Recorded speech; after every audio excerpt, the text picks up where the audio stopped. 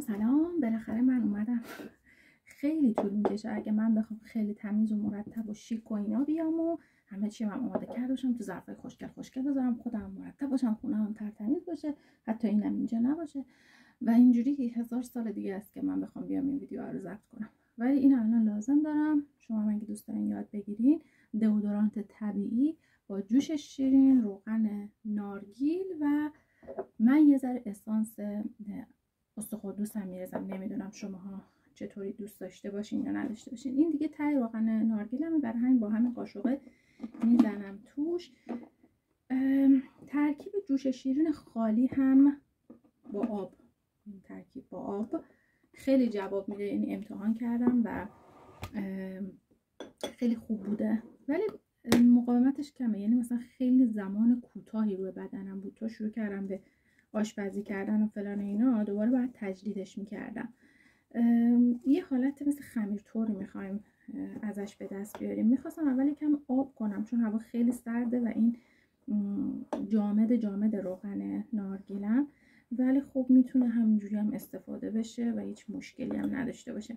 همین اولش هم بذار این روغن استخوان هم اضافه کنم. بیپ بیپ. دوست دارم که یه عطری هم داشته باشه، حالا که حالت روغنی طوره خیلی دوست ندارم بوی چیز بدم. چی اسمش؟ همین روغن نارگیل رو بدم، واسه همین اینو قاطی میکنم. حالا هیچی دیگه کار خاصی نداره، همینو با اون قاطی میکنیم و تموم. میریزیمش توی یه ظرف کرمی که از قبل خالی شده و تمیزش کردیم.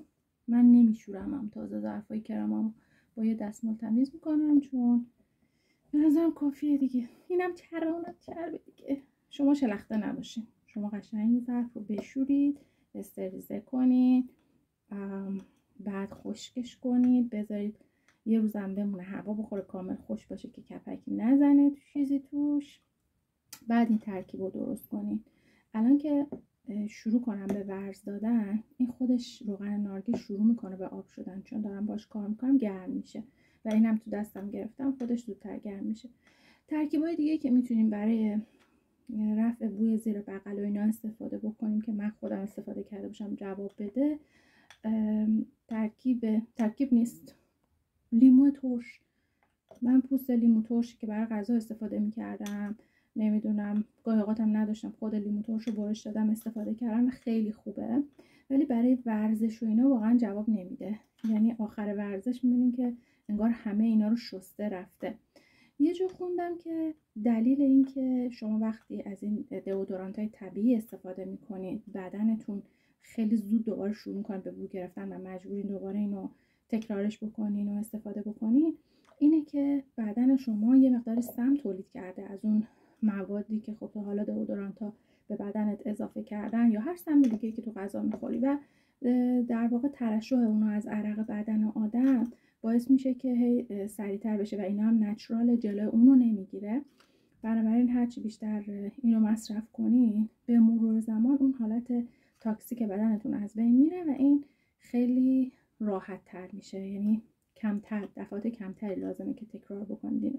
حالا یکی هم هست مثل من خیلی عرقیه، یعنی من وقتی ورزش بکنم توپلم دیگه، در عرض 10 دقیقه اول سری بدنم شروع میکنه به عرق کردن و خب قاعدتا که من مقدار بیشتری، یعنی تعداد دفعات بیشتری از دئودورانت ها و اینا استفاده میکنم.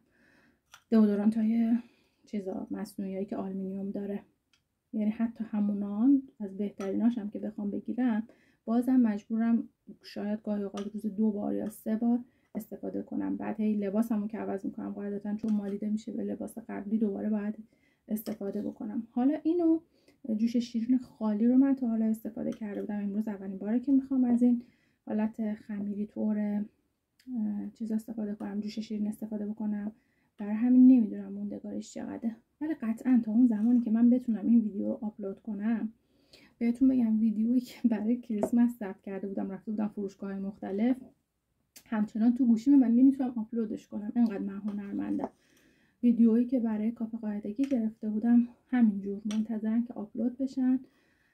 فقط بهتون بگم که شاید حالا براتون مهم باشه و نمیدونم اینو قبل از اون آپدیت میکنم یا بعدش، ولی نتیجه‌ای که گرفتم برای اون این بود که برای هر کسی مناسب نیست کاف قاعدگی و مدام هم استفادهش ضرر داره. استفاده دائمی بخواید داشته باشه ازش چیز درستی نیست از نظر پزشکی. خب ببینید این به همین قشنگی نرم و نهل قشنگ میتونید برداری.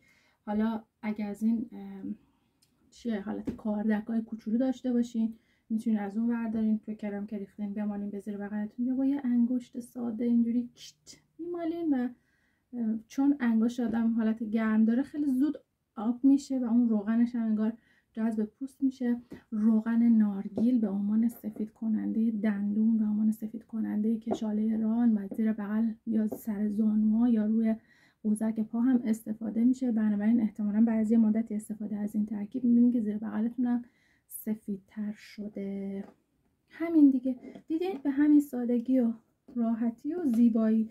دوست داشتین اگه دیدین هنوز بیشتر جا داره میتونین یکم دیگه بیشتر از جوش شیرین بزنین، ولی من خیلی زدم، تقریبا 3 برابر روغن نارگیلم جوش شیرین زدم و ببینین که قشنگ توش حل شده، یعنی جذب شده، هیچ مشکل خاصی هم نداره.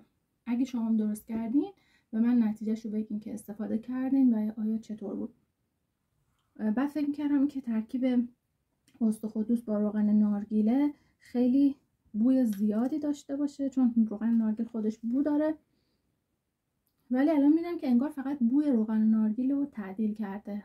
حالا شاید یکم بیشتر بهش بزنم، شاید مثلا نزنم. اینم یه روغن طبیعی Essential Oil of Lavender یا استخوان هستش که من عطرش رو دوست داشتم و اینو برای خشک کننده هوای خونم استفاده میکنم. توی یه ظرف کوچولو شکر یا نمک، هر دوتاش جواب میده. تو آشپزخونم نمک گذاشتم، بیرون شکر گذاشتم. 3-4 قطره از اینو میریزی روش، یه تکون میدی، میذاری گوشه خونه و خیلی بهتر از شمع و عود و اینجور چیزا که سمی هستن جواب میده، محیط خونه رو خوشبو میکنه. غیر از این روغن نعنا هم همینطوری یه حالت فرش خیلی خوبی به خونه میده. اون روغن نعنا رو من به خاطر دور کردن عنکبوت‌ها استفاده میکنم و میذارم مثلا این جاهای درا که اینها نمیدونم میبینید یا نه، کنج چوبیا، کنج درا و اینا، چارچوب در، اینا خیلی زود عنکبوت میاد تار میبنده و اونو که استفاده کردم شنیده بودم که میتارونه عنکبوت‌ها رو و واقعا عمل کرد. یعنی اینجا من هر 2 روز یا بار نگاه کنیم ببینیم، شاید مثلا امروز تمیز کنیم فردا ببینید تار عنکبوت بسته، عنکبوتای ریز یا کوچولو بزرگ نمیبینیمشون، که اگه ببینمشون میگیرم ولی نمیبینم، فقط تارشون میبینم و مجبورم تمیز کنم. شنیدم که روغن نعنا باعث میشه که اینا دور بشن و به نظر میاد که همین اتفاق افتاده، چون اونجاها دیگه تار نزدن یا پشت پنجره ها و جاهایی که میدونستم. خوبیش اینه که بازم یه چیز طبیعیه، ضرر نداره و همین دیگه. دوستتون دارم، مواظب خودتون باشین. اگه اینو استفاده کردین برام کامنت بذارین. بای.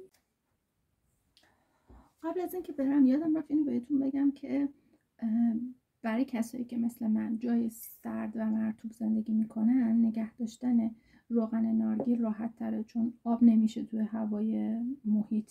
وقتی میذارمش بیرون میبینن الانم که ویدیو رو که قطع کردم یک کم دیگه دوباره جوش شیرین و از این استخوان اضافه کردم چون هنوز جا داشت و نگه داشتنش به صورت جامد خیلی آسونه چون هوای بیرون سرد هست. ولی شاید توی ایران استفاده از خود جوش شیرین راحت تر باشه. توی حالت نمک پاش بریزی و بپاشی زیر بغلت. وقتی از حموم میای که مرطوب هست بدنه دیگه، نه نیاز به آب هست نه هیچی.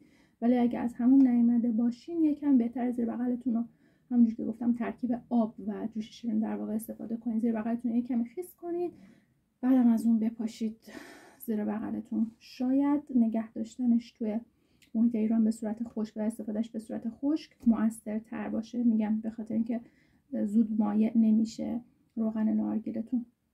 بعد هزینه‌اش هم قاعدتاً که میاد پایین‌تر. ولی من نمیدونم اینجا نمکو که نمیتونم توی نمک پاش نگه دارم چون به خاطر رطوبت هوا سریع صفر میشه، بعد باید تکون بدی و اینا اصلا آسون نیستش. ولی جوش شیرین امتحان نکردم، نمیدونم که جوش شیرین اینجوری خشک میشه، گوله گوله میشه یا نه، ولی شاید اونم توی نمک پاش بریزم امتحان کنم. گفتم اینم بهتون بگم که شاید توی ایران استفاده اینجوری راحت تر باشه و توی کشورهای سردتر قطعا این راحت تره. مرسی.